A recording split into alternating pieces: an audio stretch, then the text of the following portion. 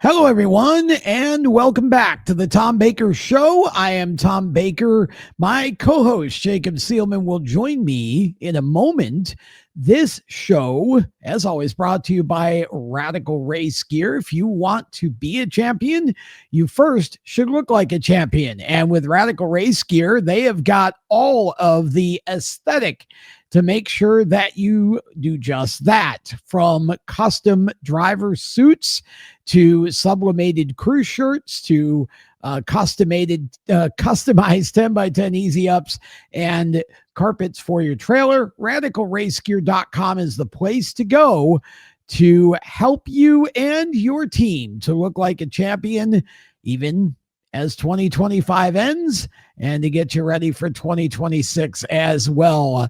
We have got a very busy show for you tonight, but Jacob, we start with a celebration. Bobby Allen, Scruffy Allen, passed away this past week. He is the owner of Shark Racing, and he was the 1990 Knoxville Nationals champion. He died at 81.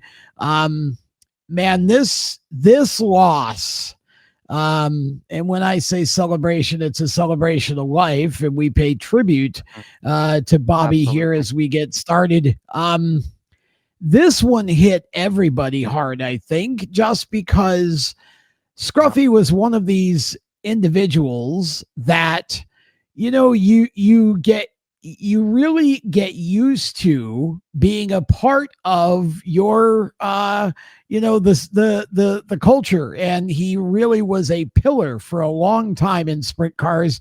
I've always been a huge Shark Racing fan, and I think that what Bobby accomplished in his career, not just as a driver but an owner, is remarkable. And there are some folks that you just consider friend, and I think really for Scruffy, that's how I would remember him, as somebody that was everybody's friend.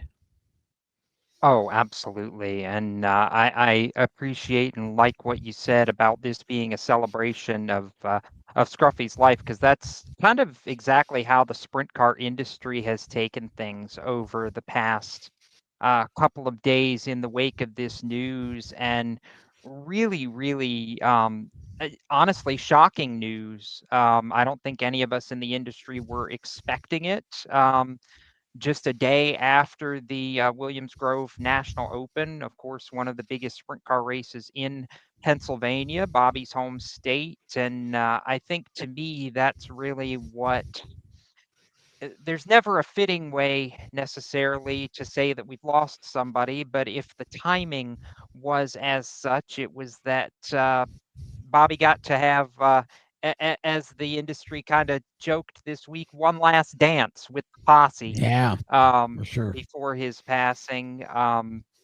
Really tough. And for me, when you look at the fact that he was one of the original Outlaws, going all the way back to the formation of the World of Outlaws He Sprint Car was, yeah. Series in 1978, he was there at the very beginning as a driver, and later on, of course, as a car owner. And what I loved about Bobby was he was one of those that they don't make too much, or there aren't many cut from this cloth anymore, that regardless of the budget, he was going to race anytime, anywhere, because that's what Bobby Allen did. He was a racer, and it led him over his career to 30 victories against the World of Outlaws. He finished in the top 10 in points 8 times. But you mentioned the Nationals from 1990, and to me, that is what sits above all else when you talk about Bobby Allen. And I actually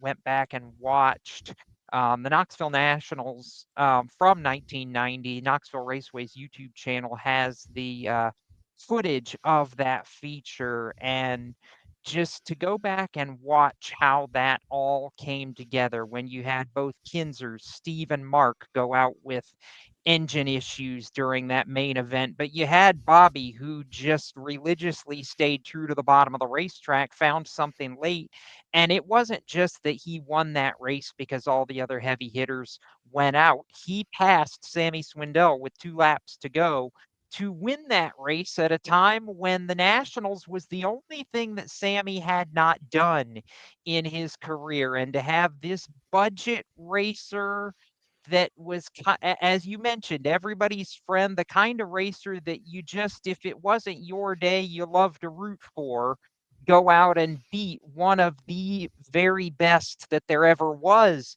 in sprint car racing was a moment at the time that was just unthinkable and has become this lore, this epic moment that even now, some 35 years later, we keep coming back to. I mean, to me, Bobby Allen was one of those guys that proved that it doesn't matter who you are in this sport, you can still have success. To me, that was his lasting legacy as a driver, Tom. But we talk about his legacy as an owner as well. He brought Shark Racing on the road in 2014 during a time when I remember one of the conversations actually you and I had when this all started, where we kind of looked at each other and Yep. said, my gosh, I don't know how they're going to make it through the first year. And they almost didn't make it through the first year on the Outlaw Tour, but surviving that first year and now going forward to see what they've done 11 years later to come so close 5 years ago to a championship with Logan Schuchart, but all the wins, all the standout moments that this team has ultimately been able to create over the course of those 11 years. Bobby didn't just prove that anybody can do this as a driver. Bobby proved that anybody can do this as a team in the right circumstances. And I think, to me, that is what lasts far beyond the wins, the trophies, the accomplishments, is the fact that his legacy is proof that it doesn't matter who you are. If it really, if you believe hard enough and you can put the right people around you, you can find a way to succeed. Yeah, that's a great way to talk about it, Jacob. And I mean, Bobby really was just a guy who had endless amounts of passion and light for the sport. And of course, his son Jacob, a driver. And now, of course, he will carry on as the owner. And so the legacy that you referred to will carry on, Shark Racing in Bobby's name and in his honor. And, again, when there aren't a whole lot of people in a sport that almost get to a point where, you just can't imagine the sport without them. And I think, although obviously Shark Racing will carry on, I mean, I think Bobby's loss is going to be felt greatly Yeah, because he was such a good guy. He just was. yeah, He was such a gentleman, and he made such an impact. That team. I always yeah, said that team is the very definition of overachieving, and they yeah, have risen to the level of the World of Outlaws through sheer hard work and determination and talent and yeah. skill. And I love it. I do. And I will remember Bobby as a car owner who just had no quit in him whatsoever. For sure. And I actually, I decided this midweek that I wanted to actually use my stat of the week this week to honor Bobby a little bit and look up one of Okay. those moments tying into his Knoxville Nationals win. And I actually looked all the way back to the time the Outlaws began from 1978 to the time that Bobby won the Nationals in 1990. And he was the first driver that did not have the last name of Kinzer, Schumann, Swindell, or Wolfgang, the four power players of that generation, to win the Nationals. And after Scruffy did it, there wasn't another driver to join that club until Dave Blaney did it in 1997. So Bobby won the Nationals during a time when it was not normal to go toe to toe with the best in the business and beat them. And he did that and put himself really in a rarefied air that was never forgotten from that point on. And I just wanted to pay a nod to that for Bobby, that it wasn't just that he was a surprise Knoxville Nationals winner. He was the surprise Knoxville Nationals winner for a very long time, and just felt it was really fitting to give a nod to that in the wake of his passing. Yeah, and I mean, just when you think about the Outlaws tour back in those days, in the late Yep, 70s, early 80s, I mean, it was just brutal it in was. terms of the level of competition and the way that those guys drove and raced flat out. I mean, sprint car racing is amazing today. And of course, we have the Outlaws still, and then High Limit and all of the regional series, all of that. But back then, it was just a really raw and brutal form of oval track racing. And Bobby Allen made that happen in an era where you had some of the greatest drivers to ever climb behind the wheel of a sprint car all competing at the same time in their prime against each other. And it again, it speaks to the pure passion and the fire that he had to succeed, and he carried that right into his years as a car owner. He did. And speaking of, by the way, the outlaws of the present, I want to transition to that last dance that Bobby had the privilege of being able to see through over the weekend, which was the latest edition of the Williams Grove J&S Classics National Open, otherwise known as the third jewel in the Sprint Car Triple Crown, at Williams Grove Speedway in Pennsylvania, won for the first time by one of those legacy names, Sheldon Haudenschild, son of Jack Haudenschild, who wins the race, passes Bill Baylog in an absolute thriller with 5 laps to go. Probably one of the all-time classic finishes at least that I can draw to my mind. Banks a $75,000 check, and then fast Yeah. forward about And then 14 hours, and there's a knock on the coach door, and Sheldon's crew chief, Kyle Ripper, finds out that he no longer has a job with Stenhouse Jr. Marshall Racing and the 17 car. Now, granted, they both Sheldon and Ripper had announced they were leaving Stenhouse Jr. Marshall Racing at the end of this season. So, not like there's too much left to go, about 10 races worth before things are completely wrapped up. But Ripper moves on, ends up moving on a little bit sooner. And I was kind of intrigued by Ricky Stenhouse's conversation with Dirt Vision's Connor Wade this week, in that he basically said, look, this was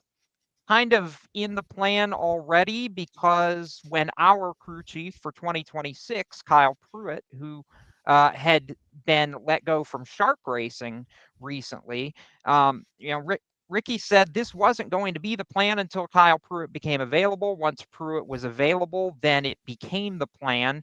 yeah. And the timing of the National Open win just optically didn't make it look really great. One of those situations that sometimes you just can't do anything about. But what I want to look at it as is congratulations to Sheldon for finally getting a crown jewel victory, because he's been trying for a long time to get one of the big three, and to get a national open in that way, to do something his father never did and win the national open.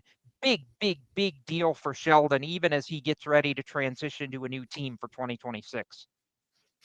Yeah, it was a big deal. And of course, his father, the wild child, Jack Hollenshield, and, one of my favorite drivers from back in my earlier days as a younger fan. Always loved watching Jack race. And I should hasten to point out, just to be clear, that it was not a case of, nice win, you're fired. He didn't get fired for winning. That would be a first. But no, he obviously, that was just a timing situation. Ricky Correct. and the team had made that decision prior to that win. And, there's never a bad time for a race win, but there are once in a while, there are one of those awkward times for a race win, Yes. and that was one of them. Yes. But That was indeed. it certainly made for some interesting drama over the weekend. And of course, bear in mind that Ricky does have a day job as a Cup Series racer. And of course, Sunday is race day. So that all went down He kind of had over a the limited weekend. time to do it in. Yeah. He did, yeah, and that was really the situation. So it looked awkward, but it really wasn't. And sadly, it just happened to be on the weekend that they had to tell him. But it'll be interesting to see where Ricky goes for a driver for 2026, Jacob. There are some legends available. There are some younger drivers available. This one is going to be interesting. This is going to be a potential or a seat with great potential, obviously, to be filled. Yeah. So does he go with a veteran like Donnie Schatz or a young driver like Selzy, or where does he go? Well, from what I know, neither of those two drivers are going to be available to him, at least to what I know at this point. Both of those drivers would appear to be very close to having their 2026 plans set, if not already set and just waiting to be announced. But I don't know. That's the one really interesting piece to this entire puzzle that we don't know the answer to yet, is who comes into the 17 car next year. And it's a very, very contested wondering, if you will, that really all of us in the industry are not really sure exactly how that's going to shake out yet. So it's going to be curious, I think, to see who ends up in that 17. I want to touch on two points battles real quick. One on the sprint car side and one on the asphalt short track side. While we have a minute here, the high limit sprint car series, 5 races to close their season this month. Lakeside Speedway before they finish off the midweek series and then go to the dirt track at Texas Motor Speedway to crown a champion. 52 points separate the drivers' championship between Rico Abreu and Brad Sweet. 34 points in the owners' championship battle between Rico and the Ridge & Sons 87 that Aaron Reitzel pilots. And of course, that because Reitzel was injured and they had to utilize a different driver for a handful of races in the middle of the season. So I'm just going to ask you real quick. Does Rico hold on to one, both, or neither of the championships over these last 5 races? Oh boy. I think you would have to believe that he's going to get at least one, if not both. Both of them obviously are still quite contested at this point. You would think that Brad Sweet at least would be capable, but I think in order for Brad Sweet to make a comeback of 52 points, he's going to have to really win some races here down the stretch. And I think Rico would have to have some bad luck. So I would think that Rico gets at least one, if not both. And then, of course, we go to 2026 and Rico and Tony. And that one could be lethal for the competition in the high limit series in 2026. Yes, it could. Rico TSR going to be a lot of fun to watch. Real quick on this portion of the country, the Cars Late Model Stock Tour Championship battle. Just about a week away, a little over a week away, October 18th, Landon Lewis will lead Connor Hall by 18 points into North Wilkesboro Speedway to crown that championship. And want to give a shout out to Jared Fryer, who finally got back to Cars Tour victory lane at Tri-County Motor Speedway in their penultimate race of the season last weekend. Just great to see Jared back in victory lane. But I like Landon and KHI to finish this one off. They've been the most consistent all season, and they've won when they've needed to, which I think has been really important.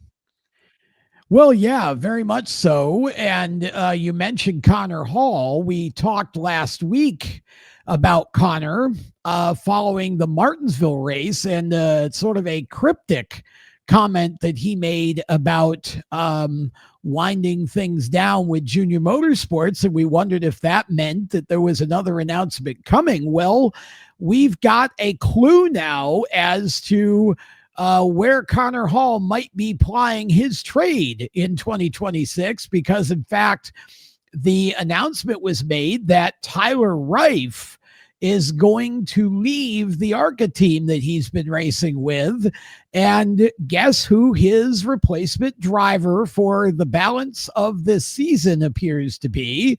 None other than Connor Hall. And team officials saying that they hope that they can move forward in 2026 with Connor behind the wheel. So perhaps Connor taking a step forward into the ARCA Menard series in 2026. Reif, incidentally, making his truck series debut upcoming, and with Nice Motorsports. So we'll see if maybe something comes from that for Tyler Reif in 2026. He's a pretty strong young prospect from the West Coast. And, it sounds like he may be headed for the Craftsman Truck Series next year in some form or fashion, possibly with Nice Motorsports.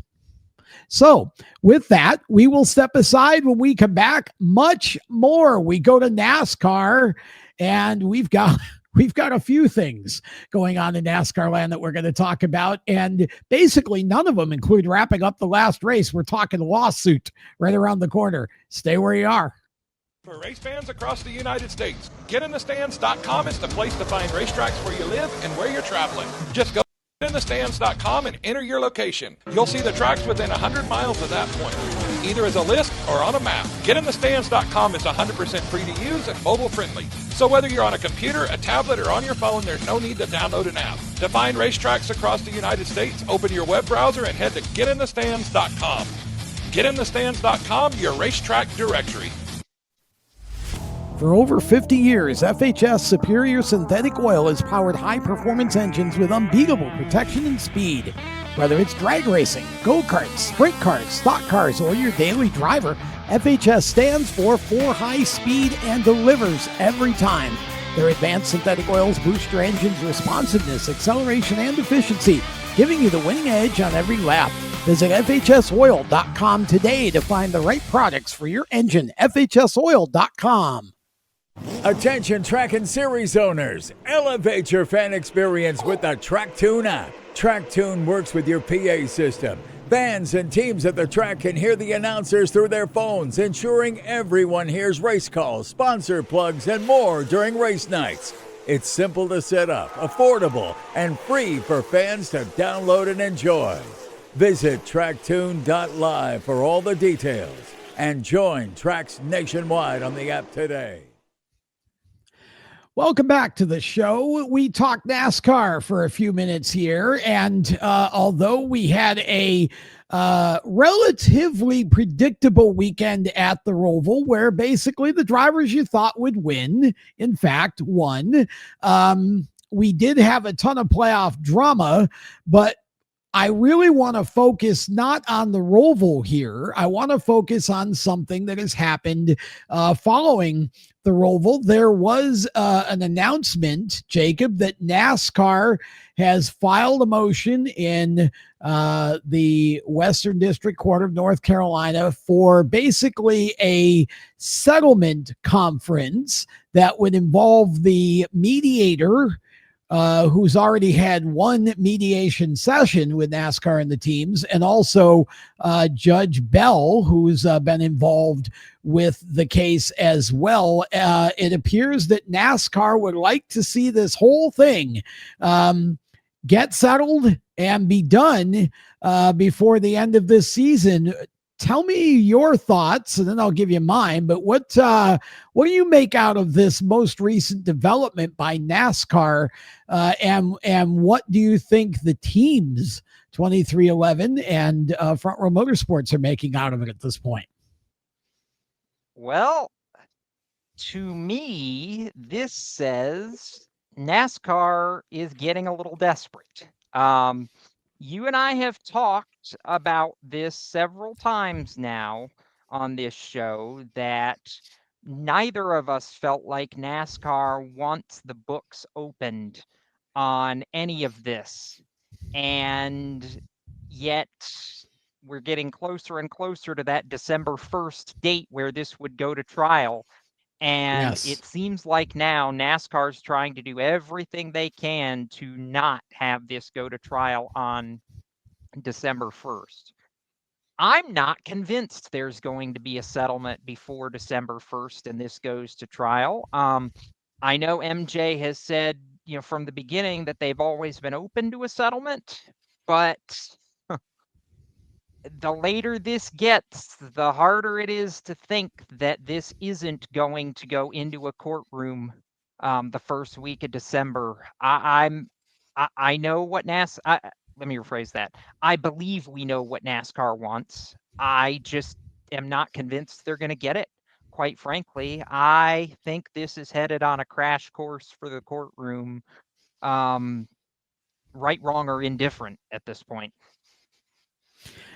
I disagree with that. I actually think this will get settled, and I'll tell you why I believe it. At this point, I think that while NASCAR surely believes in its position and will fight for everything that it believes that it should have, or that should be present, I think the fact that they are really wanting this, they're wanting a settlement. This is part sort of psychology trick. But it's also, I think, rooted in the fact that a lot of the other teams are getting a little bit nervous because, of course, a lot of this revolves around the charters.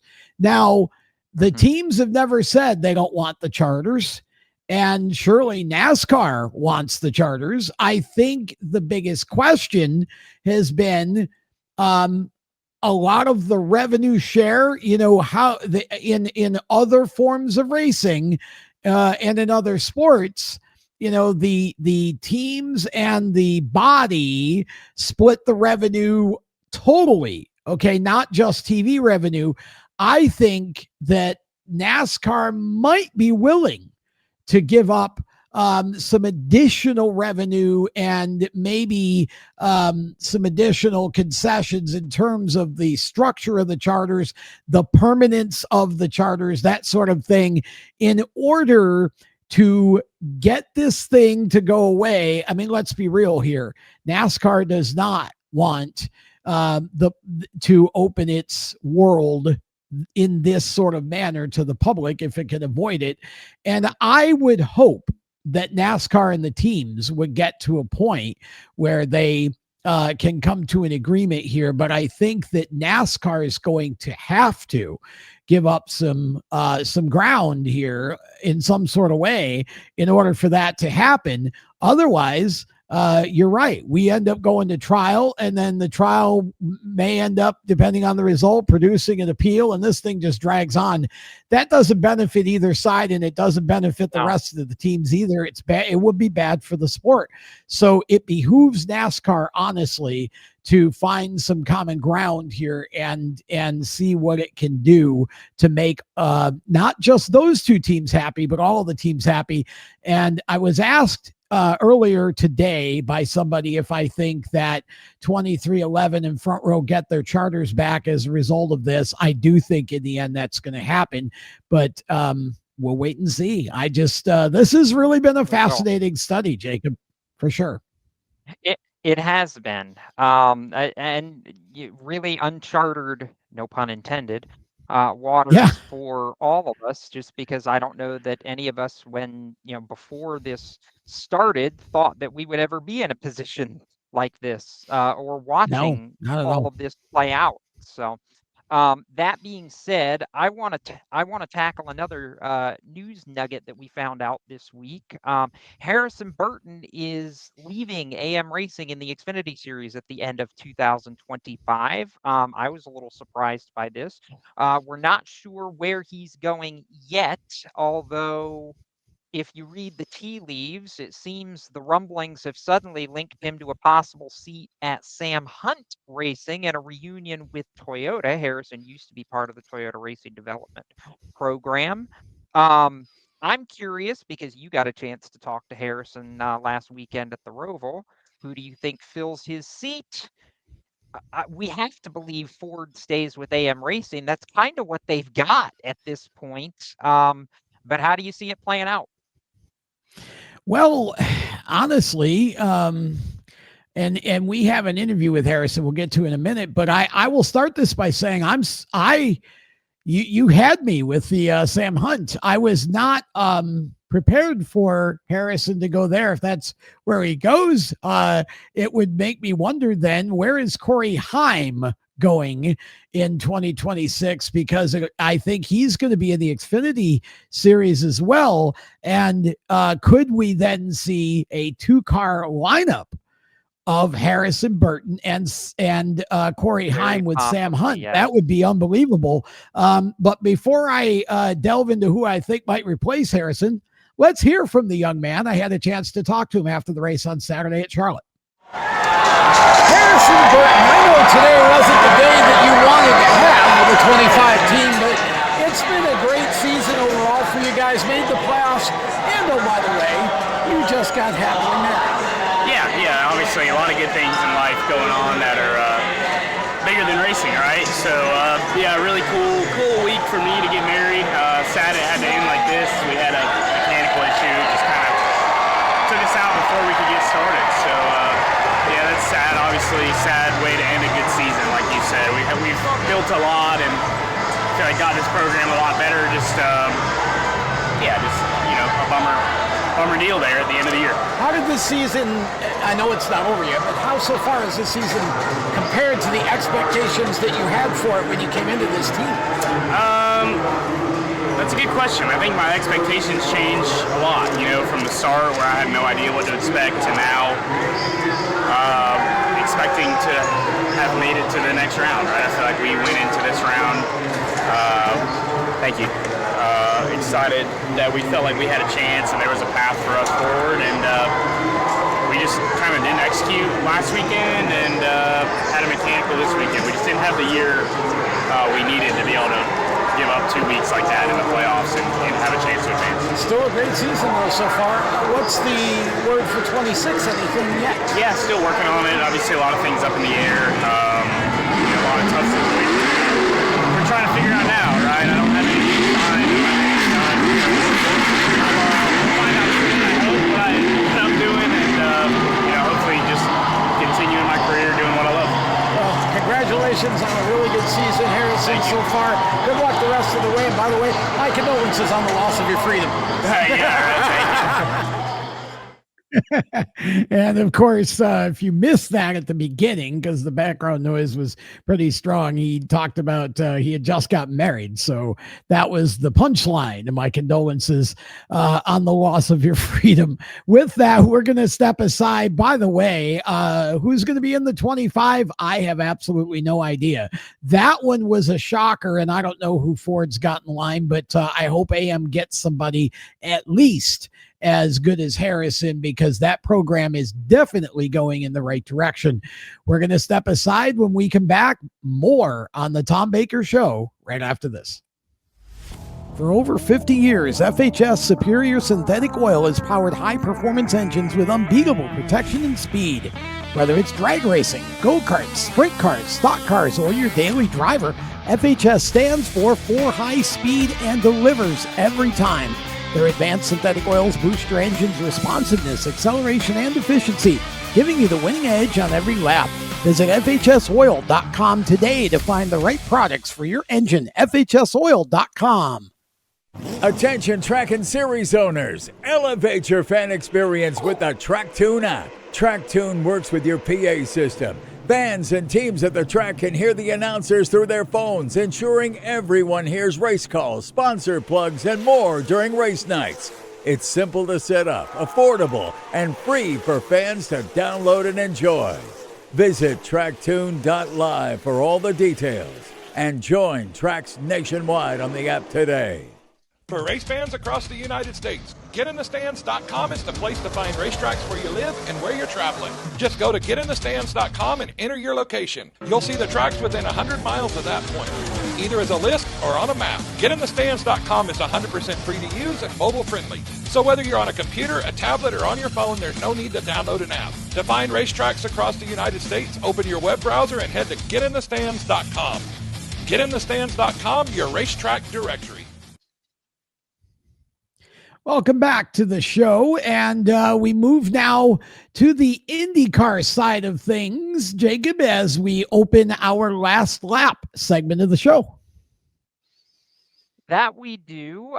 Quick hitters, and I'll let you get your thoughts in.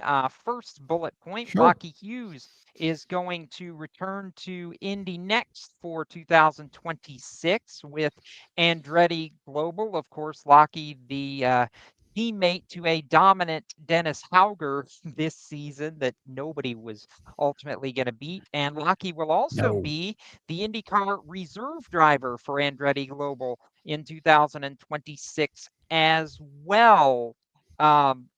Thoughts here, because I was curious what they might do with Hauger trying to find a place for him. They've done that in the technical alliance with Dale Coyne, but Lockie, a really talented young Australian racer that I think could fit in really nicely, especially given the departure of Colton Herta to the Cadillac F1 program.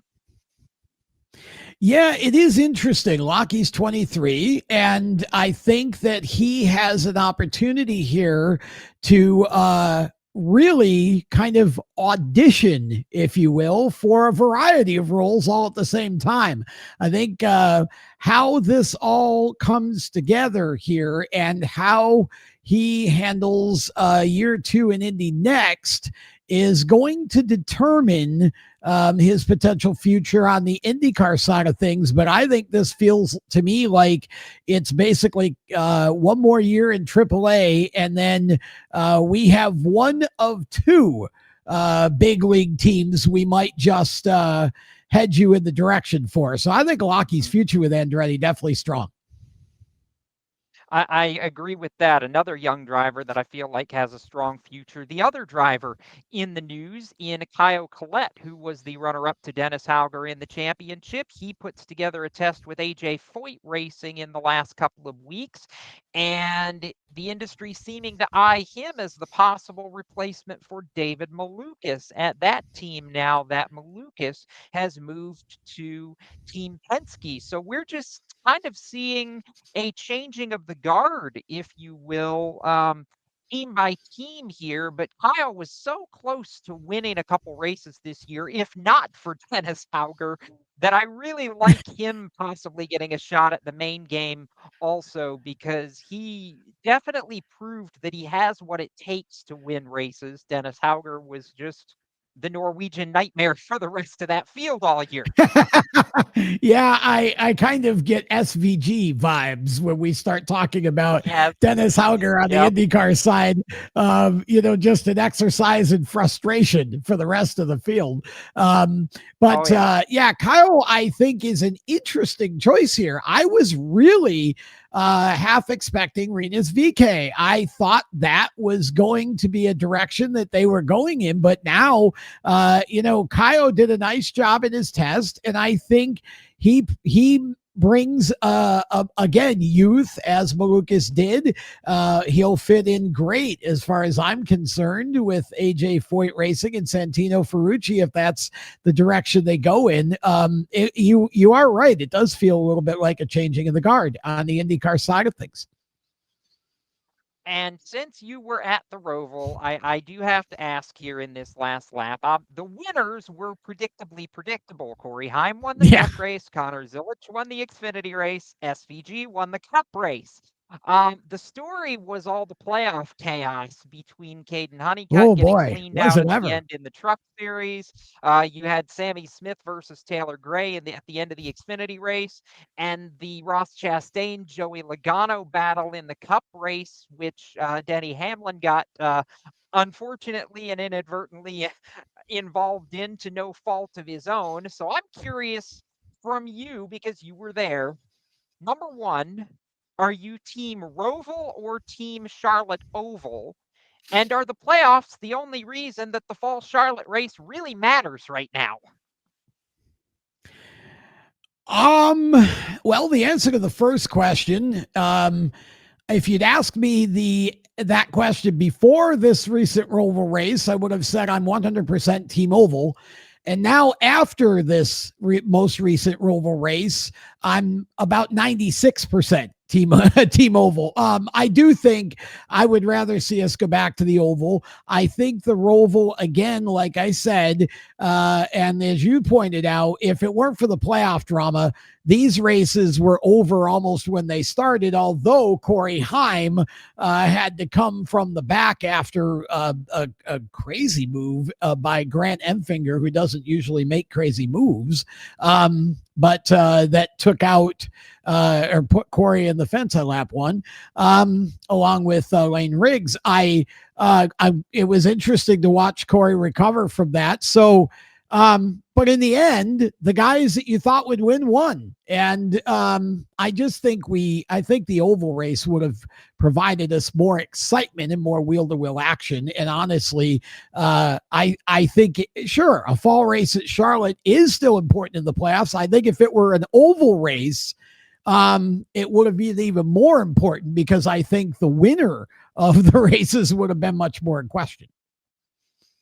Fair enough. I can't necessarily disagree with that, particularly with how the Coke 600 went in May this year, when you had 2, 3, 4 drivers battling up front all race long, where we really didn't know what was going to happen.